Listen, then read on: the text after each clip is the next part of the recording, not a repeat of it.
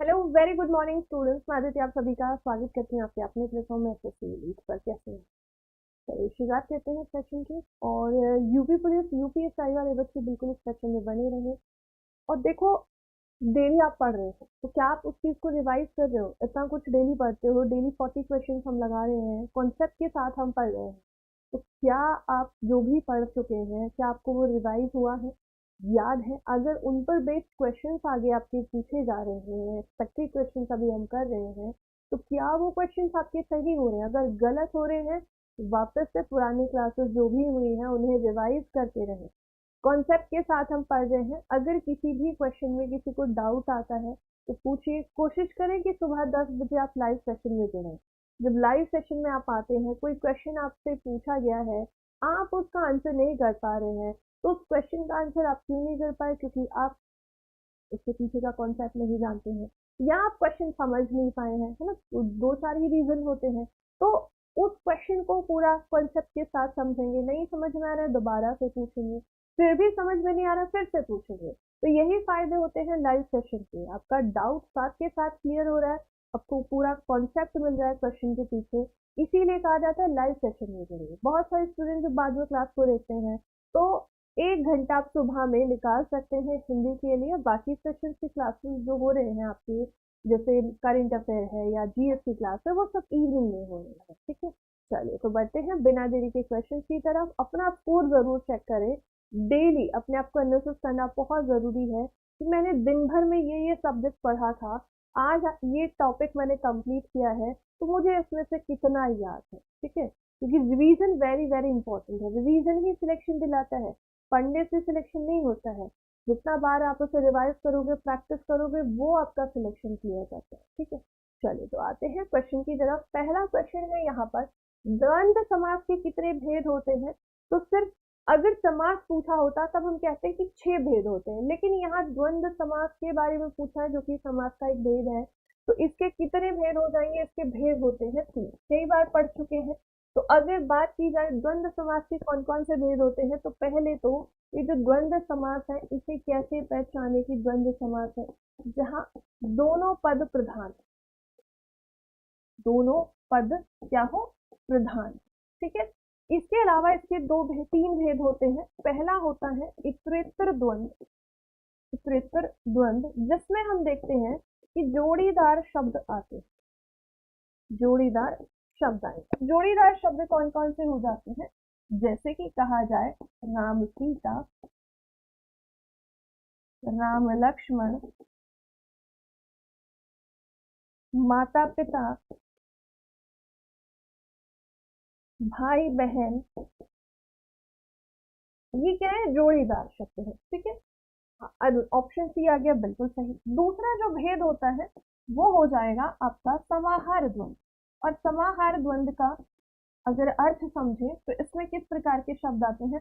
इसमें हम देखते हैं कि यहाँ पर एक दूसरे के स्थान पर आने वाले पूरक शब्दों का प्रयोग किया जाता है। वो पूरक शब्द कौन कौन से हो सकते हैं?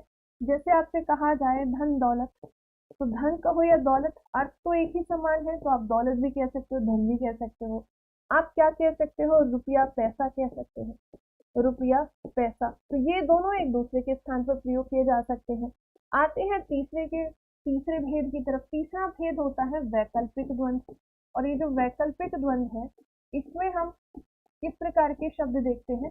इसमें विलोम शब्द देखने को मिलेंगे, जो एक दूसरे के विपरीत अर्थ देते हैं। ठीक है, जैसे दिन रात, दिन रात। पाप पुण्य, पाप पुण्य। धन, धन तो हो गया है भाई, इसमें चला जाएगा। आपसे कहा जाए धर्म अधर्म, धर्म अधर्म। ठीक है, आंसर 3 हो जाएगा। मतलब 3 भेद होते हैं। अगले क्वेश्चन की तरफ आते हैं। 2 नंबर है अपादान तत्पुरुष समास का सही शब्द चलिए। यहाँ पर तत्पुरुष समास को पढ़ लेते हैं कि तत्पुरुष समास, इसके कितने भेद हो जाएंगे? इसके 6 भेद होते हैं। इसको कैसे पहचाने? जहां पर आपको क्या दिखे? कारक, परसर्ग जहां पर आते हैं या विभक्ति जहां पर आती है। ठीक है, कौन कौन से हो जाएंगे? पहला होता है कर्म तत्पुरुष, जिसमें क्या आएगा? को परसर्ग आता है। दूसरा अपादान, अपादान तत्पुरुष, ठीक है, इसमें से विभक्ति आती है। तीसरा आ जाएगा संप्रदान, तत्पुरुष जिसमें के लिए और को परसर्ग आते, ठीक है। फिर उसके बाद आ गया चौथा करण तत्पुरुष जिसमें से या के द्वारा परसर्ग का प्रयोग किया जाता है। फिर उसके बाद है संबंध तत्पुरुष, संबंध तत्पुरुष, और इसमें हम देखते हैं बहुत सारे परसर्ग आते हैं, ता, की, के, ना, नी, ने, रा, री और रे, ठीक है। उसके बाद आता है छठा अधिकरण तत्पुरुष, और इसमें हम देखते हैं कारक परसर्ग क्या आते हैं, में और पर आते हैं। पहला जो है, अगर हम इसको तोड़े, पहले वाले को यदि हम तोड़ेंगे तब अर्थ क्या निकलेगा, मद से माता, मद से माता। यहाँ पर क्या है, यहाँ कर्ण तत्पुरुष है, रस से भरा, यहाँ पर भी क्या है, यहाँ पर भी कर्ण तत्पुरुष है। रोग से ग्रस्त, रोगग्रस्त, रोग से ग्रस्त, यहाँ पर भी क्या होगा, यहाँ पर भी कर्ण तत्पुरुष है। और ऑप्शन डी में देखेंगे रोग से मुक्त, मतलब रोग से अलग हुआ है, तो यहाँ ऑप्शन डी हमारे क्वेश्चन का आंसर होगा। अपादान तत्पुरुष की जब हम बात करते हैं तो इसमें जो परसर्ग आता है से परसर्ग, है ना, तो किन किन स्थितियों में से परसर्ग आएगा, कि कहीं से निकलने की बात हो, ठीक है, किसी से अलगाव हो रहा हो, अलग हो रहे हैं, कुछ सीखने की बात हो, वहां पर भी क्या हो सकता है, अपादान तत्पुरुष हो सकता है। डरने की बात हो, डरने, तुलना हो रही हो किसी से, ठीक है, न जाने के लिए भी क्या आएगा, से परसर्ग आएगा। इन स्थितियों में अपादान तत्पुरुष होता है, तो आंसर क्या बनेगा, ऑप्शन डी आ जाएगा। अगले क्वेश्चन पर आते हैं। यह वही वीर बालक है जिसने डूबती बालिका को बचाया था। ये किस प्रकार का वाक्य है। जब हम वाक्य के रचना के आधार पर भेद जानते हैं तो रचना के आधार पर कितने हो जाएंगे, वाक्य के भेद 3 हो जाएंगे, ठीक है, आधार पर 3 होते हैं। कौन कौन सा, पहला सरल वाक्य है, दूसरा संयुक्त वाक्य है, और तीसरा होता है मिश्र वाक्य, ठीक है। अब यहाँ देखो ऑप्शन को कि यह यही क्या है, यही वह वीर बालक है जिसने डूबती बालिका को बचाया, तो वह का संबंध किससे हो जाएगा, जिससे। तो जहां पर भी इस प्रकार से एक दूसरे से रिलेट करते हुए संबंधित शब्द हम देखते हैं वहां पर संबंधवाचक सर्वनाम है। और जब आपसे वाक्य में पूछेगा रचना के आधार पर तो वहां पर क्या होता है, मिश्र वाक्य होता है। एक बात पर दूसरी बात आश्रित होती है या एक वाक्य दूसरे वाक्य पर आश्रित होता है, एक स्वतंत्र होगा और दूसरा उस पर आश्रित होता है। संयुक्त वाक्य में 2 स्वतंत्र वाक्य होते हैं जिन्हें जोड़ने के लिए योजक शब्द का प्रयोग किया जाता है। तो 2 स्वतंत्र वाक्यों को जोड़ा जाता है किसमें, संयुक्त वाक्य में। लेकिन यहाँ पर क्या हुआ है, यहाँ एक बात पर निर्भर दूसरी बात करिए कि यह वही वीर बालक है जिसने क्या किया था, जिसने डूबती बालिका को बचाया था, ठीक है। तो इस आधार पर हम कहेंगे कि ऑप्शन डी हो जाए। अगले क्वेश्चन पर आते हैं। 4 नंबर है, लोकोक्ति के बारे में पूछा है कि लोकोक्ति की विशेषता क्या नहीं है। कई बार मैं बता चुकी हूँ कि लोकोक्ति और मुहावरे में एक बड़ा डिफरेंस समझना, एक बड़ा अंतर समझना, कि जब हम उदाहरण की बात, सॉरी किसकी बात करते हैं, मुहावरे की बात करते हैं, तो मुहावरा एक वाक्यांश होता है, एक वाक्य का अंश होता है, ठीक है। और जो लोकोक्ति होती है ये एक पूर्ण वाक्य होती है। लोकोक्ति एक पूर्ण वाक्य होती है, ठीक है। इसके अलावा और क्या पढ़ना है हमें लोकोक्ति के बारे में, लोकोक्ति किसी सत्य बात या घटना, सत्य जो बात होती है या किसी घटना या किसी अनुभव पर आधारित होती है, ठीक है, अनुभव पर आधारित होती है। अब देख लेते हैं क्या क्या दिया है इसके बारे में, कि स्वतंत्र वाक्य होते हैं, लोक प्रचलित उक्ति है, बिल्कुल, लोक में जो आप एक देखते हो ना कि बहुत सारे लोग हैं जो मान लो भी वर्तमान में कोई घटना घटी है तो उसको लेकर एक पुरानी बात, कोई बीत चुके समय में कोई बात हुई होगी, उसको रिलेट करके बताते हैं। आगे दिए हैं, अनुभूत सत्य छुपा होता है। अनुभूत मतलब जिसका अनुभव किया जा चुका है, वैसे सत्य पर आधारित होती है, बिल्कुल ठीक है। वाक्यांश होता है, ये गलत है। क्या होती है? पूर्ण वाक्य होती है, तो यहाँ ये वाक्यांश नहीं होगी, बाकी सभी ठीक है। क्वेश्चन नंबर 5 पर बढ़ेंगे। क्लास को शेयर भी कर दीजिएगा और अगर किसी को किसी भी क्वेश्चन में कोई डाउट है तो पूछ लीजिएगा। दिया है, रानी बहुत बोलती है। इस वाक्य में जो वाक्य है किसका उदाहरण है? क्या दिया है? पहले हम देख लेते हैं कि रानी क्या है। यहाँ पर है रानी कर्ता, ये क्या है? एक कर्ता है, ठीक है। उसके बाद बोलना क्या है? क्रिया है, और क्रिया के साथ यहाँ बहुत शब्द जुड़ा हुआ है, तो ये विशेषण है। क्या है? ये विशेषण शब्द है। अब आते हैं क्वेश्चन की तरफ। क्या दिया है? रीतिवाचक क्रिया विशेषण है, तो रीतिवाचक में क्रिया की विशेषता बताई जाएगी और क्रिया का ढंग हमें पता चलता है। क्रिया का आयोजित होने का तरीका या फिर ढंग जहां पता चले वहां पर क्या होता है, वह रीतिवाचक क्रिया विशेषण है। गुणवाचक में हम किसी के गुणों की बात करते हैं कि कोई ईमानदार है, कोई चालाक है ना? ईमानदार है, चालाक है, सुंदर है, मोटा है, पतला है। परिमाणवाचक में हम क्रिया के जो है, जब हम क्रिया का प्रयोग करते हैं, क्रिया में हम कुछ मापतोल कर रहे होते हैं, ठीक है। तो वाक्य में, क्रिया में मापतोल, मापतोल जहां हो रहा हो, ठीक है।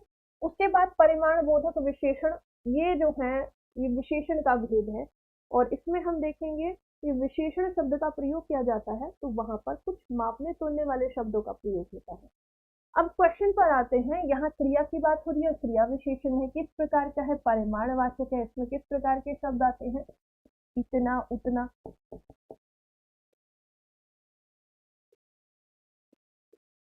कम, ज्यादा, थोड़ा, थोड़ा, बहुत, ठीक है। ये प्रकार, इस प्रकार के शब्द जहां दिख रहे हैं वहां परिमाणवाचक है। अगले पर आएंगे। निम्नलिखित में से स्त्रीलिंग शब्द हमें चुनना है। क्या स्त्रीलिंग शब्द दिया है? तो दिया है कि बाजरा है, वेदना है, आटा है और सीसा है। तो बाजरा क्या है? ये तो आपका जो है, अगर कहा जाए बाजरा काटा गया है ना, बाजरे की फसल बोई जाती है। फसल शब्द क्या है? स्त्रीलिंग है, लेकिन बाजरा एक मोटा अनाज है, ऐसे समझो। बाजरा क्या है? एक मोटा अनाज है, तो ये पुल्लिंग शब्द है। आटा जो है, आटा गूंथ दिया गया है, ऐसे करके बोल सकते हो। शीशा टूट गया है, मुझे बहुत वेदना हो रही है। वेदना अर्थात दुख, पीड़ा की बात की जा रही है। आंसर क्या होगा? ऑप्शन बी हो जाएगा, जो कि स्त्रीलिंग शब्द है। वाक्य में प्रयोग करके देख लिया करो, नहीं तो सर्वनाम लगाइए, नहीं तो क्रिया के साथ प्रयोग कीजिए, नहीं तो पूरा वाक्य बनाकर देखिए। आगे दिया हुआ है, कुल्हाड़ी से वृक्ष काटता है। इस वाक्य में किस कारक की विभक्ति है? तो में जो और पर, में और पर, यहाँ पर क्रिया का आधार होता है कि क्रिया कहाँ आयोजित हो रही है, अधिकरण कारक। संप्रदान में क्या आएगा? के लिए और को परसर्ग जहां आ जाए। करण में क्या होगा? साधन माध्यम की बात होती है, से या फिर के द्वारा आ जाएगा। आंसर क्या होगा? ऑप्शन सी हो जाएगा। अपादान में से विभक्ति आएगी, लेकिन अलगाव, कहीं से निकलने, कुछ सीखने, कुछ डरने, कोई डरने की बात करता है, कोई जो है किसी से तुलना कर रहा है, वहां पर अपादान कारक होगा। यहाँ जो से आपको दिया है, तो से किस अर्थ में आया है कि वृक्ष को काटने का जो साधन है वो क्या है? कुल्हाड़ी है। क्वेश्चन नंबर 8 पर बढ़ेंगे। दाता शब्द का स्त्रीलिंग हमें बताना है। क्या आएगा? जैसे आपसे पूछा जाता है कवि का स्त्रीलिंग बताइए, कवि का क्या बनेगा? कवयित्री बनता है। भगवान का भगवती बनेगा, भगवत, ठीक है। कर्ता का पूछा जाता है, कर्ता का बनेगा कर्तवी। ऐसे ही यहाँ दात्रा का क्या बनेगा? दात्री बनेगा। ऑप्शन ए आ जाएगा। इसके अलावा जो है आपसे पूछा जाता है विधायक का बताइए, विधायक का क्या बनेगा? विधायक, ठीक है। विद्वान का, विद्वान, इसका क्या बनेगा? विदुषी, ठीक है। अगले क्वेश्चन पर आएंगे। 9 नंबर है, झूठ मत बोलो। और इस वाक्य में ये जो मत है, ये निपात का कौन सा भेद होगा? ठीक है, निपात। अब निपात की जब हम बात करते हैं तो निपात के भेद जो है हम देखते हैं 9 भेद होते हैं, ठीक है। एक बार इन्हें पढ़ लेंगे। पहला होता है स्वीकृति बोधक। क्या होता है? स्वीकृति बोधक होता है। जिसमें हम किस प्रकार के शब्द देखेंगे, भाई हम किसी बात पर स्वीकृति दे रहे हैं, जी हाँ ठीक है ना, ऐसे करके। उसके बाद दूसरा जो हो जाएगा वो हो जाता है आपका नकार बोधक। क्या हो जाएगा? नकार बोधक।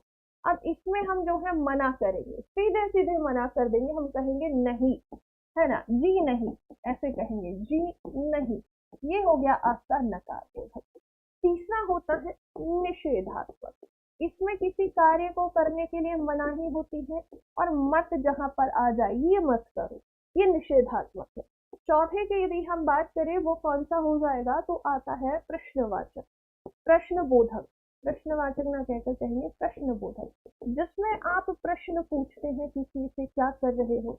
उसके बाद पांचवा जो भेद है वो हो जाएगा आपका विस्मयादि, विस्मयादि। और इसमें हम किस प्रकार के शब्द का प्रयोग करेंगे, काश कि ऐसा हो जाता, है ना, आज हाय हाय ये आ जाए, ओह ऐसे आ जाए।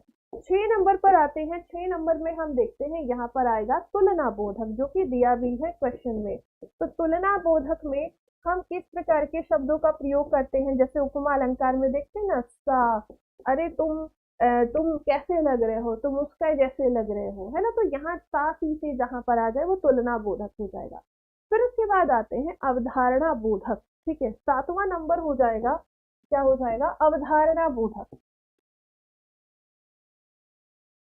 अवधारणा बोधक, इसमें किस प्रकार के शब्द आप देखेंगे, इसमें देखेंगे ठीक, लगभग, है ना, कि आप जो है एक अवधारणा डिसाइड कर रहे हैं, ठीक है ना, इतना ठीक है, लगभग इतना ही था, है ना, करीब करीब ऐसे दे दिया जाए, करीब इतना था। अगला जो भेद है उसका कौन सा हो जाएगा, तो यहाँ पर निषेध हो चुका है, तुलना हो चुका है, अवधारणा या सीमा बोधक इसका भेद नहीं है, आदर बोधक है, और एक हो जाता है बलदार। ठीक है, 8वां हो जाएगा आदर बोधक, और 9 नंबर हो जाएगा बलदायक। ठीक है, वेरी वेरी इंपॉर्टेंट क्वेश्चन है, किसी को कोई डाउट लगे तो पूछ लेना। तो यहाँ पर ये शब्द इंपॉर्टेंट है, ठीक है, अंडरलाइन कर दे रही हूँ मैं, इन्हें याद रखिएगा, यही बताते हैं कि आपको कैसे पहचानना है। ठीक है, अब यहाँ ये जो आदर बोधक है इसमें हम कैसे बात करते हैं, है ना। अब कोई भी आपसे आके कुछ पूछता है, आपके पेरेंट्स आपसे कुछ बात करते हैं, आप कैसे बोलते हैं, हाँ जी, ठीक है। तो आप जहां पर भी इस तरीके के शब्दों का प्रयोग करते हैं, कैसे कहोगे, हाँ जी, जी पापा, ठीक है। तो जहां पर जी वगैरह लगा रहे हो, जी ठीक है ना, ऐसे कहते हो, इसका मतलब ये आदर बोधक शब्द है। उसके बाद आते हैं बलदायक। बलदायक में किसी बात पर बल देने के लिए, ये काम तो तुम्हें करना ही पड़ेगा, है ना, वहां भी तो जाना ही है, ठीक है, अरे यहाँ तो जाना ही पड़ेगा, ठीक है, तब तक तो आ ही जाना। तो ये शब्द क्या है, बलदायक है। यहाँ क्या दिया है, झूठ मत बोलो। तो मत जो है ये किसके लिए आया है, यहाँ पर ऑप्शन 4 नंबर देखो क्या आ जाएगा, डी आ जाएगा, निषेध बोधक है। ठीक है, अगले क्वेश्चन पर आएंगे, 10 नंबर पर बढ़ते हैं। मरीचि और मरीचि, ये शब्द युग्म है, इसका सही अर्थ बताना है, किस प्रकार के शब्द युग्म है ये दोनों शब्द कहे जाते हैं सम श्रुति, सम श्रुति भिन्नार्थक शब्द है। ये सुनने में तो लग रहे हैं समान, लेकिन अर्थ इनका भिन्न है, अलग है। अब क्या क्या दिया है, सूर्य और मृग तृष्णा है। तो ये जो पहला वाला है ना, इसका अर्थ ये किसके पर्यायवाची में आता है, किरण है, आभा है, प्रभा है, ज्योति है, ठीक है। अब उसके बाद ये वाला किसके लिए आता है, ये सूर्य के लिए आता है। देखो यहाँ ऑप्शन बी को, जिसमें क्या दिया है, किरण और सूर्य है, आंसर ऑप्शन बी आ जाएगा, क्योंकि मृग तृष्णा नहीं है, चंद्रमा नहीं है, प्रकाश और एक राक्षस इसके हाथ में नहीं आते हैं। अगले क्वेश्चन पर बढ़ते हैं, क्लास को शेयर भी करते रहे, किसी को कोई डाउट हो तो पूछ लेना। क्या दिया है कि हमें बताना है कि यदि तुम चलो तो मैं चलूं, यह कौन सा वाक्य है। जब हम वाक्य के भेद की बात करते हैं तो दो आधार पर हम वाक्य पढ़ते हैं। पहला होता है रचना के आधार पर, जो भी थोड़ी देर पहले पढ़ा, सरल, मिश्र और संयुक्त। दूसरा जो भेद हो जाएगा, जिस आधार पर हम वाक्य पढ़ते हैं, वो हो जाता है आपका अर्थ के आधार पर वाक्य। ठीक है, तो अर्थ के आधार पर जब हम वाक्य पढ़ते हैं तो इसके भेद कितने हो जाएंगे, इसके भेद हो जाते हैं 8। ठीक है, ठीक है, अब इन्हें पढ़ लेते हैं कि ये 8 जो है वो कौन कौन से हो जाएंगे। क्वेश्चन आपका जरूर बनेगा, ठीक है, क्योंकि हमने PYQ जब करे थे उस टाइम पर हमने देखा था इस प्रकार के क्वेश्चन आए थे। तो पहला हो जाएगा विधानवाचक, जहां पर हमें क्रिया का होना पाया जाता है, ठीक है। दूसरा जो हो जाता है वो हो जाता है हमारा निषेधवाचक, जिसमें किसी बात के लिए मनाही हो। तीसरा आ जाएगा आज्ञावाचक या आज्ञार्थक या आज्ञावाचक, ठीक है, जहां पर आज्ञा दी जा रही है, ठीक है। उसके बाद चौथा आ जाएगा आपका इच्छावाचक। क्या आ जाएगा? इच्छावाचक, जहां पर आप किसी को अपनी इच्छा के बारे में कहते हैं, आप दीर्घायु हो, आप जीवन में खुश रहे, ये सब हमारे आशीर्वाद होते हैं। उसके बाद जो है आपका आता है विस्मयवाचक, ठीक है। क्या आ जाएगा? विस्मयवाचक आ जाएगा, जिसमें आप चौंक जाते हैं, अरे ये क्या हो गया, ठीक है। उसके बाद यह है संकेतवाचक। संकेतवाचक में जहां एक बात पर दूसरी बात निर्भर करे, जो कि प्रश्न में दिया गया है कि यदि तुम चलो तो मैं भी चलूं, तो यहाँ पर ये एक बात है और यहाँ शुरुआत की गई है यदि से, और क्या कहा गया है? यदि तुम चलो तो मैं भी चलूं। आंसर पहले वो जब वो व्यक्ति चलेगा तब वो चलेगा, आंसर क्या आ जाएगा? ऑप्शन सी आ जाएगा। उसके बाद जो है आपके दो भेद और बचते हैं, बताइए कौन कौन से? कई बार हम पढ़ चुके हैं, दो भेद और बचे हैं। क्या आ जाएगा यहाँ पर दो भेद में? तो एक बचा है संदेहवाचक और एक बचा है प्रश्नवाचक, ठीक है। क्या जाएगा? एक है आपका संदेहवाचक, जहां पर आप किसी पर कार्य के होने पर संदेह आपको हो, ठीक है। उसके बाद प्रश्नवाचक में आप प्रश्न पूछते हैं। अगले क्वेश्चन पर आएंगे, 12 नंबर पर बढ़ते हैं। इसमें दिया है बारहसिंघा में कौन सा समास है। इसको देखना, 70% स्टूडेंट्स इसे गलत करेंगे, ठीक है। अब देखो द्विगु समास में जहां प्रथम पद क्या हो? प्रथम पद एक संख्या होती है, वहां पर द्विगु समास होता है। कर्मधारी में हम देखते हैं कि जहां प्रथम जो पद है वो एक विशेषण शब्द होता है और दूसरा पद विशेष्य होता है।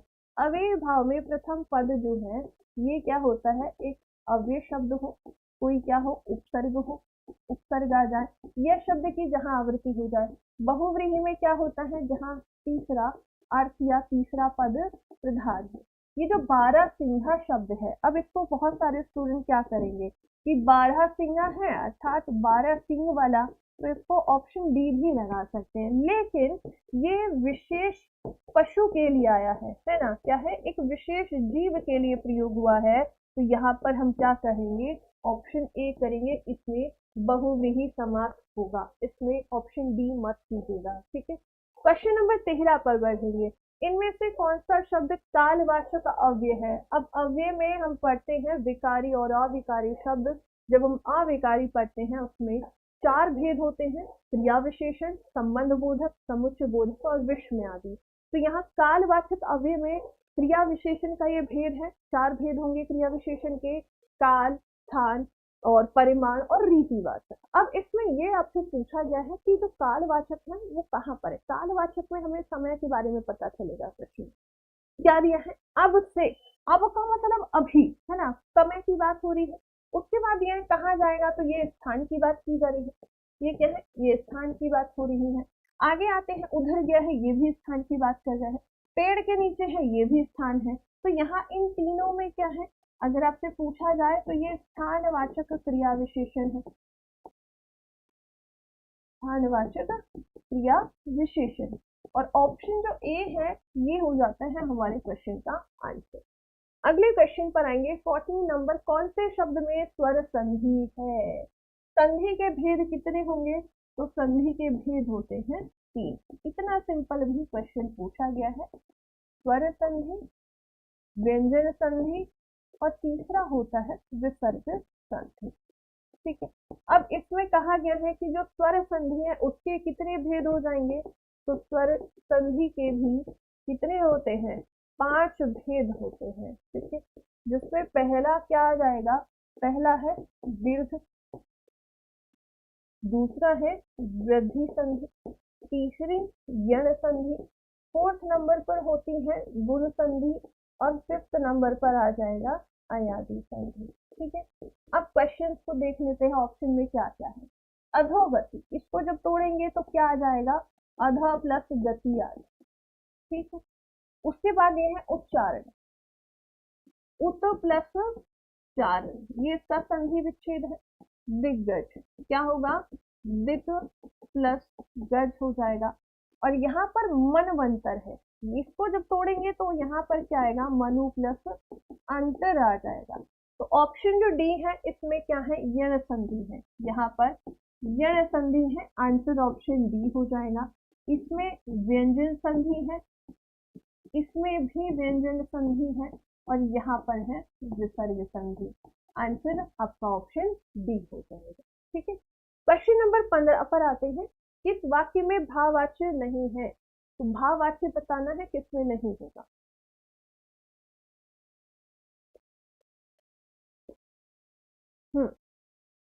देखो, भाववाच्य, वाच्य के कितने भेद होते हैं, वाच्य के होते हैं 3 भेद। ठीक है, जिसमें पहला कृतवाच्य, जिसमें कर्म प्रधान है, कर्ता प्रधान है, क्या है, कर्ता प्रधान है। ठीक है, दूसरा होता है कर्मवाच्य, जिसमें कर्म प्रधान होता है। ठीक है, और तीसरा होता है भाववाच्य, जिसमें भाव प्रधान होता है। अब इसमें और भी चीजें जान लेते हैं। इसमें जो क्रिया होगी वो सदैव क्या होगी, अकर्मक होगी, मतलब बिना कर्म के आएगी। इसके अलावा क्रिया एक वचन में होगी, इसके अलावा क्रिया पुल्लिंग होती है, इसके अलावा क्रिया अन्य पुरुष के लिए होती है। ठीक है, अब देखो क्वेश्चन को क्या किया गया है। क्वेश्चन में कि वह मुझसे सुबह जल्दी उठा नहीं जाता। ठीक है, आगे देखते हुए प्रतिदिन स्कूल नहीं जाता है, ऑप्शन बी है, जिसमें क्या दिया है, स्कूल नहीं जाता है, यहाँ चॉइस है ना। भाववाच्य में हमेशा एक चीज याद रखनी है कि यहाँ पर व्यक्ति क्या है, असमर्थ है कार्य करने में, असमर्थता का बोध जहाँ पर हो, उससे चला नहीं जाता, खाया नहीं जाता, उठा नहीं जाता, बोला नहीं जाता, जहाँ पर इस प्रकार के शब्द आपको दिख रहे हो वहां पर भाववाच्य होगा। लेकिन यहाँ चॉइस है ना, वो जाता नहीं है, इसका अर्थात क्या, इसका मतलब क्या है, यहाँ पर ये कृतवाच्य का उदाहरण है। बच्चे, छोटे बच्चे हैं, सीढ़ियां चढ़ नहीं सकते हैं, कमजोरी के कारण लड़के से चला नहीं जाता, सभी में भाववाच्य होगा। क्वेश्चन नंबर 16 पर आते हैं। इनमें विलोम शब्द युग्म नहीं है, किसमें नहीं है, हर्ष का विषाद है, स्वकीय का प्रतीय है, वैसनिक का सवैसनिक और जड़ का चेतन है। वैसनिक का अर्थ होता है वेतन के साथ,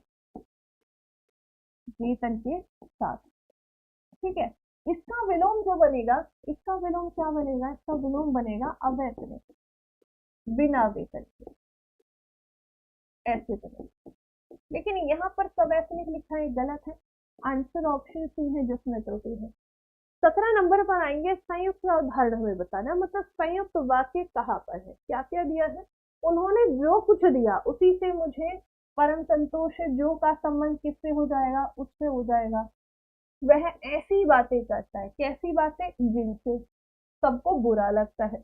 मैं आगे बढ़ गया और वह पीछे रह गया, तो दोनों क्या है, स्वतंत्र है। आंसर ऑप्शन सी हो जाएगा। यहाँ जो कुछ देखने लायक था वह मैं देख चुका, तो ऑप्शन ए, बी और डी में मिश्र वाक्य है, क्योंकि यहाँ योजक शब्द आए हैं और संबंध दिख रहा है, जो का उसी से, ऐसे की, जिनसे, और जो का संबंध वह से है। ठीक है, तो बाकी सभी मिश्र है, बस ऑप्शन सी है जिसमें हम देख रहे हैं मैं आगे बढ़ गया और वह पीछे रह गया, दोनों अलग अलग वाक्य हैं, दोनों स्वतंत्र। क्वेश्चन नंबर 18 पर आएंगे। इसमें दिया है, अलंकार हमें बताना है कि ओस बिंदु चुग रही हंसनी, मोती उनको जान के, इसमें कौन सा अलंकार है। कि हंसनी है और जब ओस बरसती है तो ओस की जो बूंदे हैं वो इस तरीके से जमीन पर बिखरी हुई है, मान लो ऐसे लग रहा है कि वो क्या है, मोती। अब इसमें हमें बताना है कौन सा अलंकार है। विरोधाभास अलंकार, जहां पर विरोध ना होते हुए भी क्या लगता है, जहां विरोध प्रतीत होता है वहां पर होगा विरोधाभास अलंकार। विभावना अलंकार, जहां बिना कारण के कार्य हो जाए वहां पर क्या होता है, आपका विभावना अलंकार होगा। संदेह अलंकार में जहां व्यक्ति को संदेह है ना, उससे माना नहीं है, उसको भी क्या है, संदेह है ना, चंद्र है या मुख है, जैसे कहते हैं ना कंफ्यूजन हो गई, दोनों ही बहुत सुंदर है। अब ये यहाँ कंफ्यूजन क्रिएट हुई है, और भ्रांति मान में होता है कि हमने उस चीज को दूसरी वस्तु को जिस व्यक्ति जिसके बारे में हम सोच रहे थे, कल्पना जिसके बारे में कर रहे थे, हम उसे मान चुके होते हैं कि ये उसी के जैसा है। ठीक है, तो यहाँ पर क्या हुआ है, ओस की बूंदों को हंसनी ने मोती मान लिया है, और संदेह में क्या होगा, यहाँ माना नहीं है, अभी वो असमंजस की स्थिति में है। तो इसमें आंसर क्या हो जाएगा, यहाँ भ्रांति मान अलंकार है। ठीक है, अगले क्वेश्चन पर आएंगे, 19 नंबर पर बढ़ते हैं।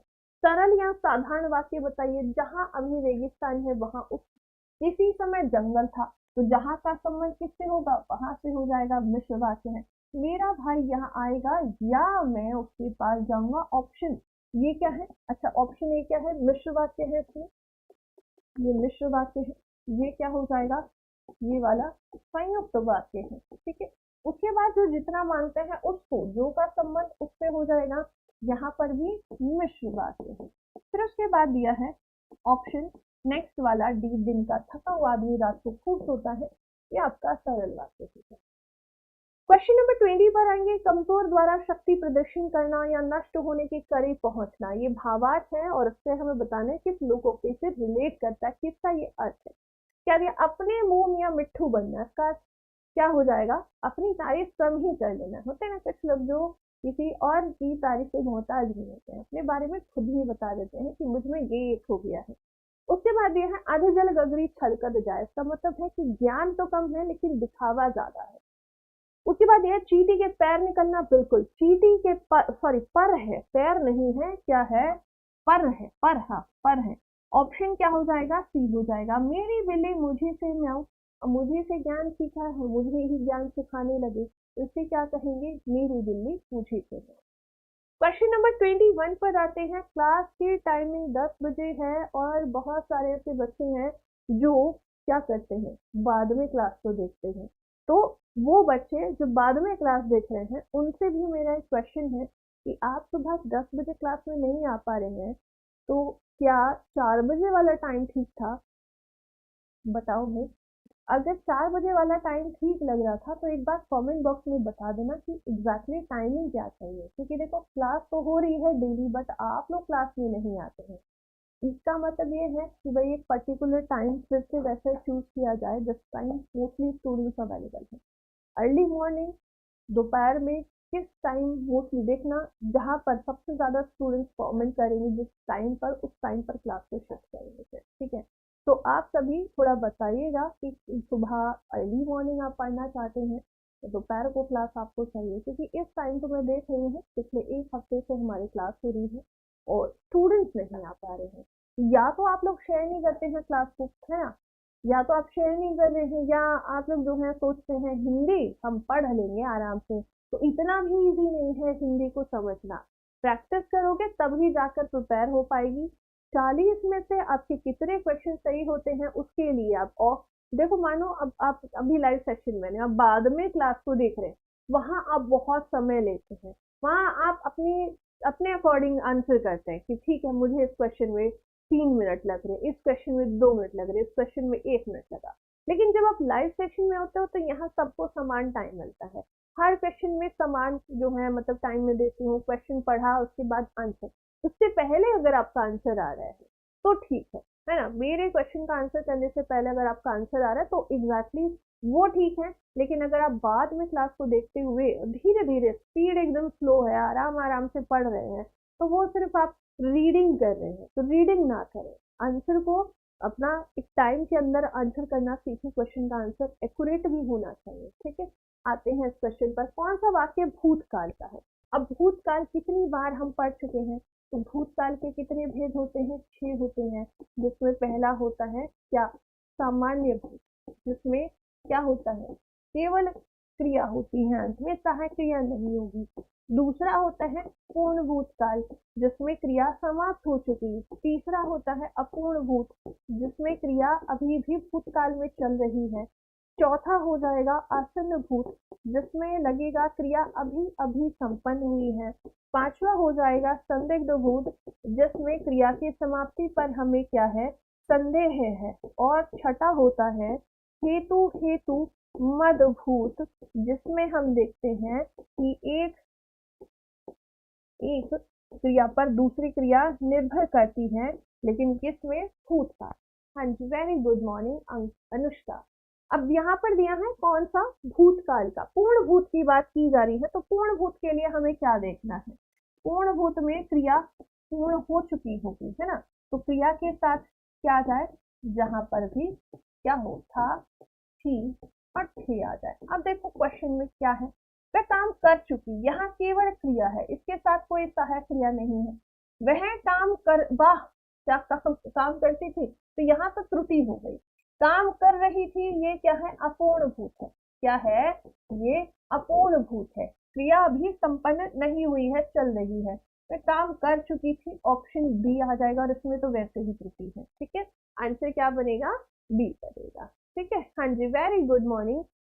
अगले क्वेश्चन पर आएंगे। अच्छा, अनुष्का को गुड मॉर्निंग था, चलो जी, बहुत अच्छी बात है, शोभित कुमार क्वेश्चन का आंसर करेंगे। निम्न में से किस क्रिया में दो कर्म हम देख रहे हैं, द्विकर्मक क्रिया हमें बतानी है ना, क्या देखना है, जहां पर भी हमें द्विकर्मक क्रिया दिखाई दे, ये जो द्विकर्मक क्रिया होगी, इसमें जो प्रथम कर्म होता है, इससे क्वेश्चन आया है, प्रथम कर्म एक प्राणीवाची होगा, एक प्राणी होगा, और इसके साथ को परसर्ग आएगा, ठीक है। उसके बाद जो इसमें द्वितीय कर्म होगा, दूसरा कर्म होगा, वो कोई निर्जीव वस्तु होती है, ठीक है, ये भी आपको याद रखना है। अब देखो क्या दिया है, रमेश ने फल खरीदे, तो यहाँ क्या हो रहा है, ये सकर्मक क्रिया है, केवल एक कर्म है और एक क्रिया ये करता होगा। मनोज ने अच्छा खाना पकाया, ठीक है, तो यहाँ खाना पकाना और ये भी कहेंगे सकर्मक क्रिया है। राधा अच्छा नाची, ये क्या है, अकर्मक क्रिया है, ये अकर्मक है। और जब हम ऑप्शन सी की बात करते हैं, तो रमेश करता है मुकेश को, ये पहला कर्म हो गया, खिलौना दिया, ये दूसरा कर्म है, आंसर ऑप्शन सी हो जाएगा, ठीक है। अगले क्वेश्चन पर बढ़ेंगे, क्वेश्चन नंबर 23 है, इसमें पूछा है पूर्वकालिक क्रिया, वर्तनी इसकी गलत लिखी हुई है, क्या होता है, पूर्व कालिक होता है, जहां कर्ता एक क्रिया समाप्त करके तुरंत दूसरी क्रिया प्रारंभ कर दे, वहां पर पूर्वकालिक क्रिया प्रथम क्रिया हो, ठीक है। अब क्या दिया है, हम पिछले साल जयपुर गए, और जो पूर्वकालिक क्रिया होगी उसके साथ कर और करके लगा होता है, हमने पिछले साल दीपावली धूमधाम से मनाई, मैं कपड़े धोकर खिलने गया, तो यहाँ ये जो कपड़े धोना है, ये धोना, धोकर, ये क्या है, पूर्वकालिक क्रिया है, ठीक है। तो आंसर इसमें क्या बनेगा, इसमें भी आपका ऑप्शन सी बन जाएगा, बाकी सभी में पूर्वकालिक क्रिया नहीं है। क्वेश्चन नंबर 24 पर आते हैं। हमने बचपन में बहुत खेल खेले थे, इसमें हमें बताना है कि काल कौन सा वाला है। आसन्न भूतकाल है, जहां पर क्रिया अभी अभी समाप्त हुई हो, और इसमें हम किस प्रकार की क्रिया देखेंगे, क्रिया होगी सहायक क्रिया, क्या आएगी, जहां पर है, हूँ या फिर है आ जाए बहुवचन के लिए। इसमें क्या होगा, क्रिया के बाद क्या देखें आपको, था, थी या फिर थे दिख जाए। सामान्य भूत में केवल क्रिया आयोजित होगी, और संदिग्ध में क्या होगा, क्रिया के बाद क्या आ जाए, जहां पर होगा, होगी या फिर होंगे आ जाए, वहां पर होता है संदिग्ध भूत, ठीक है। तो इसमें क्या दिख रहा है, खेले थे, क्या आ जाएगा, ऑप्शन बी आ जाएगा, ठीक है। अगले क्वेश्चन पर बढ़ेंगे। 24 में डी नहीं होगा, एक और भेद इसका पढ़ लेते हैं, एक 6 नंबर पर भी पढ़ लेंगे। इसमें अभी बचा हुआ है अपूर्ण भूतकाल। अपूर्ण भूत को हम देखते हैं कि जहां पर अभी क्रिया पूर्ण नहीं हुई है, भूतकाल में क्या दिखेगा, क्रिया होगी, और क्रिया के बाद रहा था, रही थी और रहे थे आ जाए, वहां पर होगा पूर्ण भूत। इसमें जो लास्ट नंबर है आपका 6 नंबर, हेतु हेतु मदभूत हो जाएगा। इसमें क्या होगा, एक क्रिया दूसरी क्रिया पर निर्भर करेगी, ऐसे दे दिया जाए, यदि तुम पढ़ोगे, यदि तुम पढ़ते, भूतकाल की बात करते हैं, यदि तुम पढ़ते तो उत्तीर्ण हो जाते, ऐसे दे दिया जाए, उत्तीर्ण हो जाते, ठीक है। तो यहाँ एक बात पर दूसरी बात निर्भर कर रही है, तो इस क्वेश्चन में आंसर क्या आएगा, यहाँ ऑप्शन बी आ जाएगा। 25 नंबर पर आते हैं, वह खाना खा रहा है, वाक्य में क्रिया का काल बताना है। तो अब पूछा क्या है, वर्तमान काल, तो वर्तमान के कितने भेद हो जाएंगे, इसके 5 भेद होते हैं, ठीक है, जिसमें पहला होता है सामान्य वर्तमान, जिसमें हम किस प्रकार की सहायक क्रिया देखेंगे, जब आपको दिखाई दे सा है, सी है या ते है, जो कि बताते हैं हमारी दैनिक क्रिया में, हम सुबह जल्दी उठते हैं, हम पार्क जाते हैं, ऐसे कुछ भी आप डेली जो करते हैं काम, वो आपका सामान्य वर्तमान में होता है। दूसरा जो भेद हो जाएगा वो क्या हो जाएगा, इसका पूर्ण वर्तमान। तीसरा हो जाएगा अपूर्ण वर्तमान, ठीक है। चौथा हो जाएगा आपका कौन सा आएगा, संदिग्ध, संदिग्ध। और पांचवा आ जाएगा संभाव्य, ठीक है। अब इन्हें समझ लेते हैं कैसे पहचाने। तो ये जो आपका पूर्णभूत है, जहां पर भी आपको क्या दिखाई दे, क्रिया के साथ अंत में क्या दिख रहा है, कहीं पर भी ऐसे दिखाई दे कि काम किया जा चुका है ना, ऐसे दिया जाए, चुका है, चुकी है, या फिर चुके हैं आ जाए, वहां पर होता है क्या, पूर्णभूत। अपूर्ण में क्या होगा, क्रिया होगी और इसके बाद क्या आ जाए, जहां पर भी वह आ रहा है, वह खा रहा है, ऐसे खा रही है, वे जा रहे हैं, ठीक है।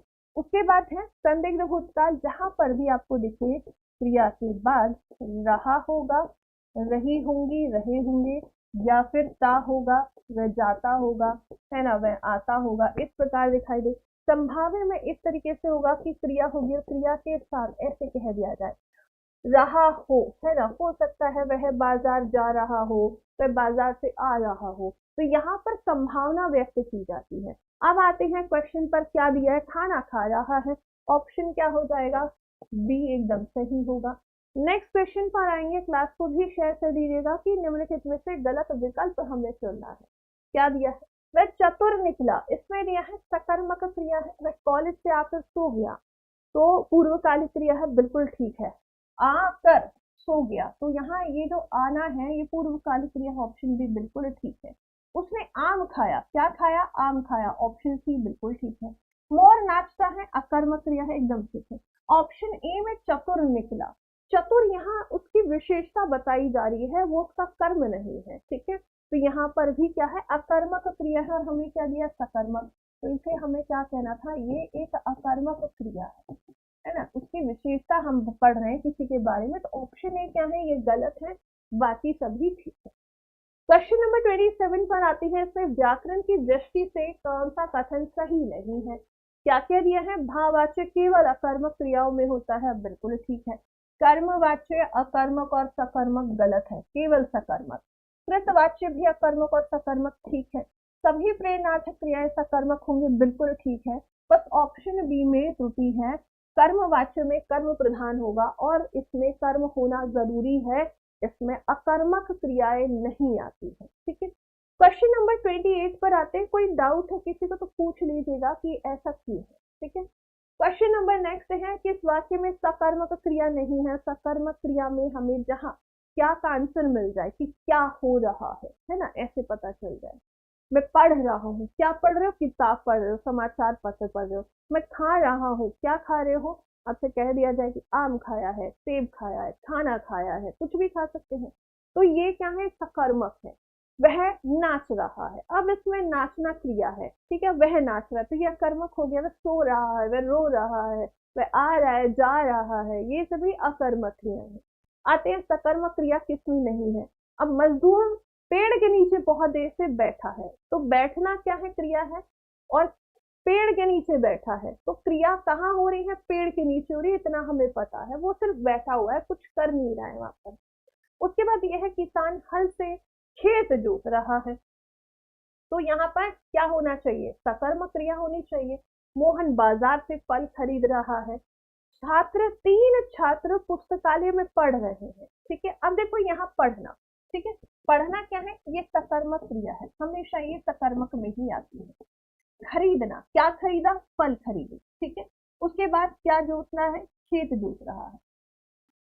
कौन बैठा है, कौन बैठा है, मजदूर, तो मजदूर तो करता है, यहाँ पर कर्म क्या है उसका, वो केवल क्रिया आयोजित हो रही है, तो आंसर ऑप्शन ए होगा, जिसमें अकर्मक क्रिया है, सकर्मक नहीं है, ठीक है।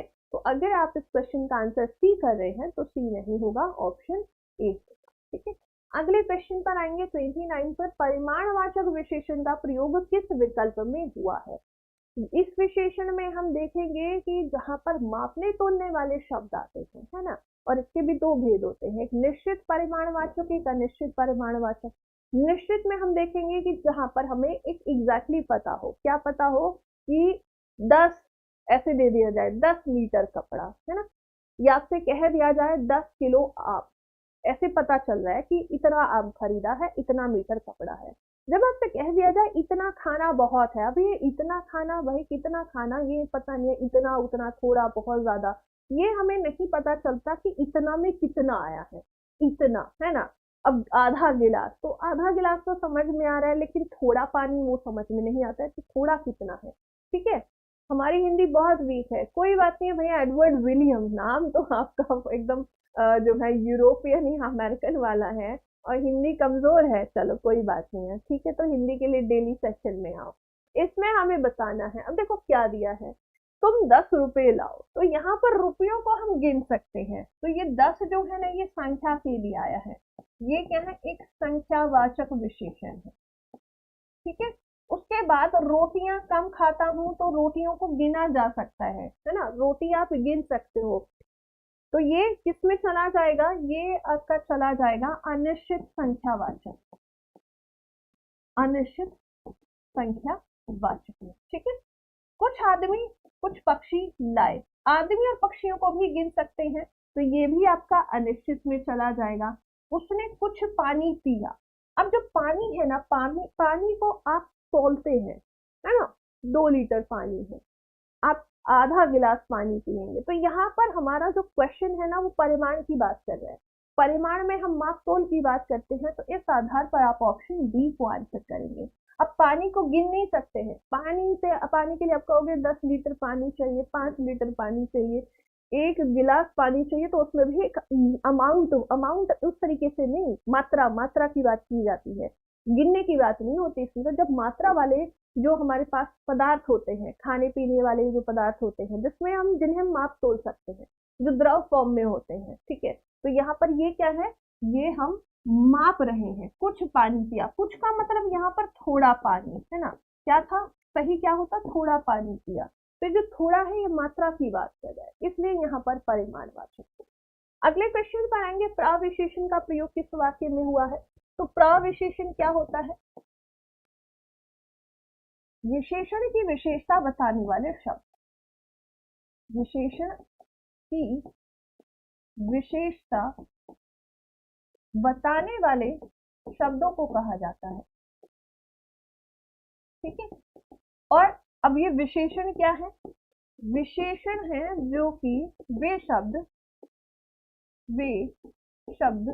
जो संज्ञा या सर्वनाम, जिन्हें हम क्या कहते हैं, विशेष्य कहते हैं।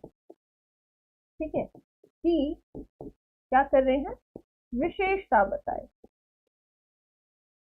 विशेषता बताए। अब क्वेश्चन में आइए, पक्षी मीठा बोलते हैं, ये जो मीठा है, अगर हम बात करें बोलने के बारे में बताया था, बोलना क्या है, क्रिया है, जब बोलना क्रिया है तो इसकी विशेषता बताने वाला शब्द तो क्रिया विशेषण हो गया, तो यहाँ मीठा, बहुत मीठा बोलना, इसका मतलब है ये क्रिया की विशेषता बता रहा है।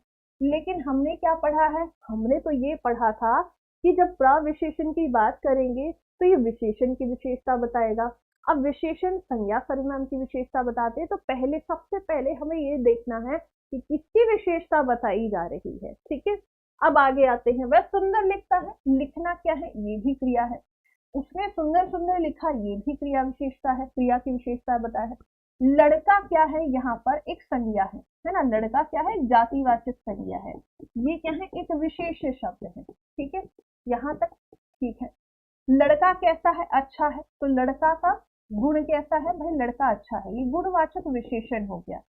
लड़का बहुत अच्छा है, ये आपका प्रविशेषण हो गया, तो आंसर क्या आ गया आपका, ऑप्शन डी इस क्वेश्चन का आंसर होगा। अब डी क्यों है वो आप समझ गए, अगर नहीं समझ में आया तो पूछ लीजिएगा कि डी क्यों है। ठीक है, बोलना क्रिया है, लिखना क्रिया है, ठीक है, उसके बाद सी में भी लिखा है, वो भी क्रिया है, लेकिन यहाँ लड़का जो है वो एक संज्ञा है, और उसके बारे में कुछ बताया जा रहा है कि लड़का अच्छा है, और अच्छा ही नहीं बहुत अच्छा है, तो बहुत से शब्द जो है ये प्रविशेषण है। ठीक है, चलिए अगले क्वेश्चन पर आएंगे। 31 पर बढ़ते हैं। निम्न में से रीति काल का कवि कौन है?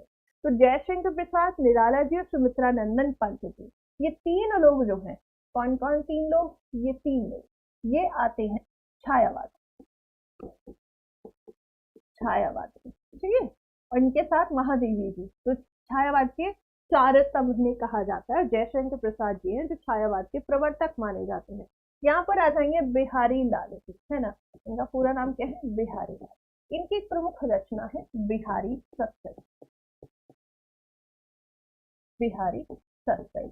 इनकी जो मुख्य भाषा रही, अगर हम भाषा की बात करें तो इनकी जो भाषा थी वो हो जाती है ब्रज भाषा। ठीक है, इस बिहारी सत्संग में इन्होंने 719 दोहे हैं जो लिखे हैं। ठीक है, यही इनका एक प्रमुख सबसे जो फेमस रचना रही है वो यही रही है। ठीक है, अगले क्वेश्चन पर आते हैं। हिंदी के स्पर्श व्यंजन के 500 वर्गों में दूसरे चौथे वर्ण कौन से होते हैं, क्या कहलाते हैं? हम देखो स्पर्श व्यंजन की यदि हम बात करें, स्पर्श व्यंजन कौन से हो जाएंगे?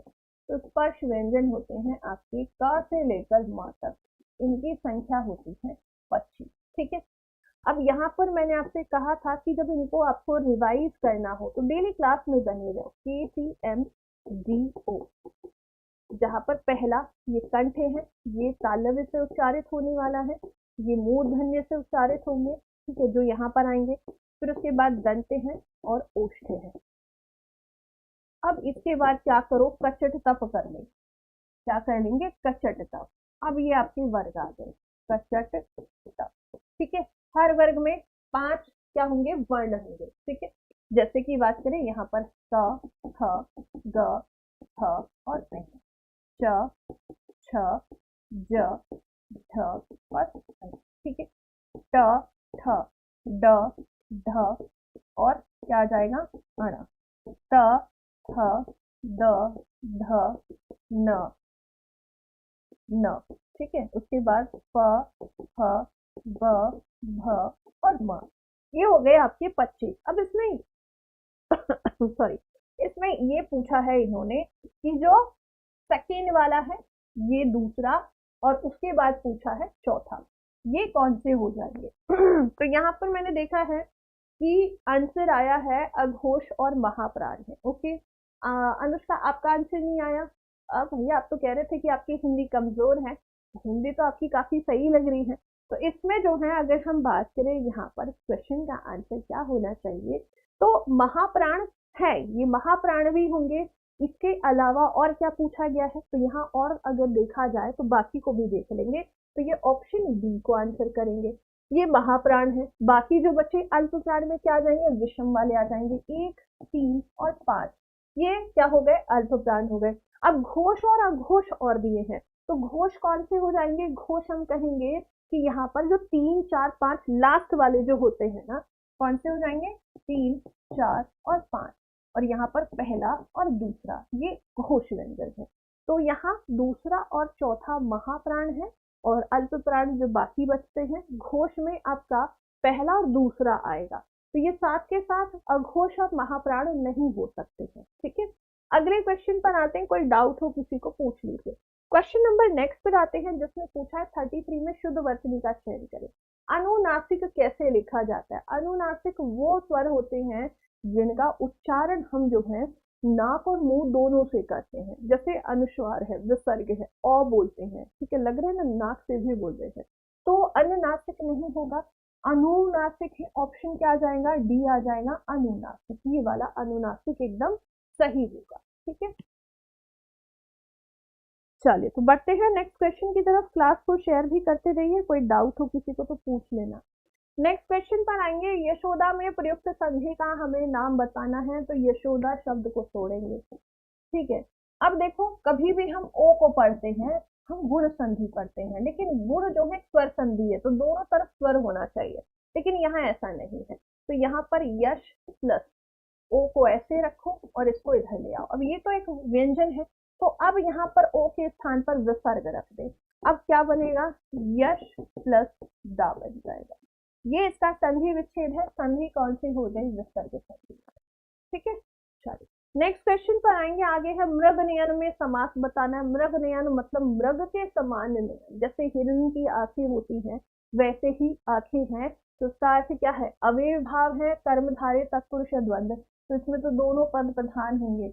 यहाँ पर तत्पुरुष में कोई परसर्ग नहीं है, उपसर्ग नहीं है, अव्यय शब्द नहीं है। इसका अर्थ क्या है, मृग के समान आंखों वाली, है ना, मृग के समान आंखें, ऐसे कह सकते हैं, आंखों वाली ठीक है ना, मृग नयनी हो जाएगा तो आंसर क्या आएगा, ऑप्शन बी आ जाएगा।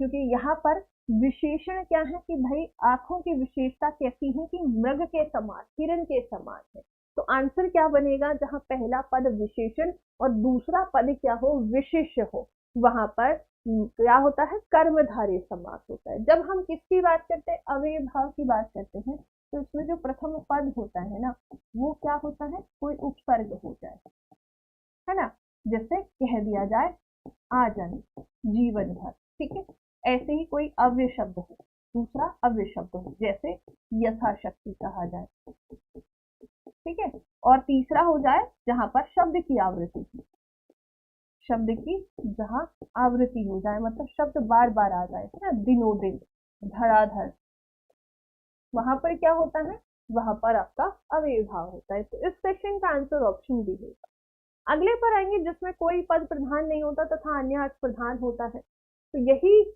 हमें जो है पहचानने में इजी लगता है इस आधार पर कि जहाँ कर्मधारय है, यहाँ पर हम कहेंगे कि प्रथम पद, ऐसे परिभाषा पूछी जाती है, प्रथम पद क्या हो, एक विशेषण शब्द हो, ठीक है।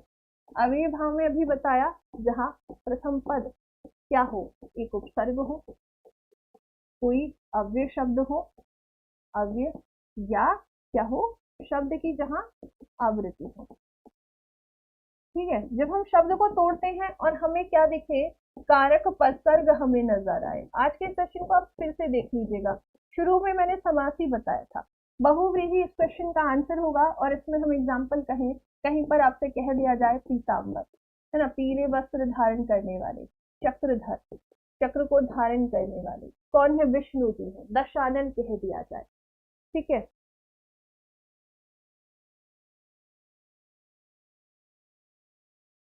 मैम अव्यय तो अविकारी बोलते हैं क्या, अव्यय के दो भेद होते हैं, ठीक है, अव्यय के दो भेद होते हैं, अव्यय एक होता है विकारी, एक अविकारी होता है, ठीक है। तो उसमें आपसे जब पूछेगा तो जो विकारी होते हैं वो किसी काल वचन लिंग के अनुसार परिवर्तित हो जाते हैं, लेकिन जो अविकारी होते हैं वो नहीं बदलते हैं, ठीक है। तो हाँ कह सकते हो, ये भी हो सकता है, अब डिपेंड करता है एग्जामिनर क्वेश्चन में क्या पूछना चाह रहे हैं। अव्यय अविकारी होते हैं, विकारी भी होते हैं, अविकारी भी होते हैं, दोनों टाइप के होते हैं, ठीक है। अगले क्वेश्चन पर आएंगे 37 पर, प्रत्युत्पन्न शब्द में हमें उपसर्ग बताना है। शब्द क्या है, प्रत्युत्पन्न। अब इसको तोड़ लेते हैं, यहाँ से प्रत, यहाँ से या, और इधर से आया उत्पन्न, ठीक है।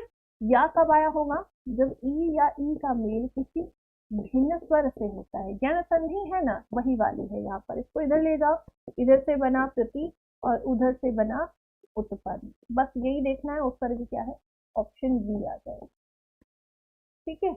नेक्स्ट क्वेश्चन पर आएंगे, 38 नंबर है, पीताम्बर शब्द में कौन सा समास है, पीताम्बर अर्थात पीले वस्त्र धारण करने वाला कौन है, भगवान विष्णु है, भगवान कृष्ण है ना, तो उन्हीं के लिए आता है। तो जहां तीसरा अर्थ प्रधान हो वहां पर क्या होगा, वहां बहुव्रीहि समास होगा, दशानन है ना, चतुरानन है, इनमें क्या हो जाता है, उनमें आपका पीताम्बर हो जाएगा। बात बताओ, हाँ जितने भी लड़के आ रहे हैं, अनुष्का पढ़ा रही है, हाँ अनुष्का पढ़ा रही है, बार बार आ रहे हैं, अनुष्का हेलो, अनुष्का पढ़ रही है, अनुष्का को पढ़ने दो, ठीक है। चलो क्वेश्चन का आंसर करवाते, हेलो अनुष्का, महेंद्र, और उनसे पहले भी कोई आए थे शोभित, तो बच्चा पढ़ लो, पढ़ोगे तो कुछ काम आ जाएगा। अनुष्का नहीं जवाब देने वाली आपको, ठीक है। निम्न में से प्रत्यय रहित शब्द हमें बताना है। मूल शब्द जो होगा, मूल शब्द, इसके बाद आपको जो शब्द दिख रहा है वो प्रत्यय होता है, ठीक है, और मूल शब्द से पहले कोई शब्द लगा है वो उपसर्ग है, ठीक है, ये दिमाग में रखना है। अब क्या दिया है, यहाँ शब्द को तोड़ते हैं, यहाँ पर क्या है, दर्शन, ये मूल शब्द है, ये प्रत्यय लगा है, ठीक है। इधर क्या है, यहाँ पर क्या है, दर्शन, प्लस ये है, ठीक है। यहाँ पर क्या है, भिक्षा, भिक्षा प्लस उक प्रत्यय लगा है, यहाँ पर क्री प्लस तव्य प्रत्यय लगा है। लेकिन जो ऑप्शन बी है ये हमारा क्या है, प्रत्यय रहित है। क्यों रहित है, मैंने नहीं बोला, अच्छी बात है आपने नहीं बोला। तो ये जो दुर्गुण है, यदि इसकी हम बात करें, इसमें दुर ये क्या है, उपसर्ग है, ठीक है। और जो गुण है ये क्या है, मूल शब्द है। तो यहाँ पर जब पहले कोई इस प्रकार का मूल शब्द से पहले कोई शब्द जुड़ा है उसे कहते हैं उपसर्ग। तो ये उपसर्ग वाला है, प्रत्यय रहित मतलब बिना उपसर्ग के, ठीक है। चलो हाँ, अगले क्वेश्चन पर आते हैं नेक्स्ट, और आज का लास्ट क्वेश्चन है 40 नंबर। इसमें बताना है समूहवाचक संज्ञा किसमें नहीं है। तो समूहवाचक संज्ञा कहाँ होती है, जहां पर हम बहुत सारे लोगों को या झुंड को या जीवों को एक साथ देखते हैं, कि कह दिया जाए कक्षा है, कक्षा है, सभा है, सभा में बहुत सारे लोग होंगे, समिति है, समिति, मेला, बाजार है ना, बाजार है। यहाँ हम क्या देख रहे हैं, बहुत सारे लोग एक साथ है ना, झुंड कह दिया जाए। भीड़ है, भीड़ भी बहुत सारे लोगों की होती है। अब क्या है यहाँ पर, ये जो दौड़ है, दौड़ क्या है, एक क्रिया है, ये क्या है, एक क्रिया है। तो आंसर क्या बनेगा यहाँ पर आपके लिए, ऑप्शन जो है ये बन जाता है सी। क्या बन जाता है, डी बन जाता है, ठीक है। चलिए, तो आज का ये लास्ट क्वेश्चन है, इसका आंसर आप लोग ऑफलाइन कमेंट बॉक्स में करेंगे। मैं आपसे मिलूंगी कल सुबह 10 बजे, ठीक है। चलिए, तो क्लास को करते हैं यहीं पर एंड और मिलते हैं नेक्स्ट सेशन में कल सुबह 10 बजे। आप इस क्वेश्चन का आंसर कर सकते हैं ऑफलाइन कमेंट बॉक्स में, और साथ ही में क्लास के बारे में बता सकते हैं, क्लास में पढ़कर आपको कैसा लगा, डेली क्लास में आइए, ठीक है। चलिए, तो मिलते हैं अगले सेशन में। जय हिंद, जय भारत।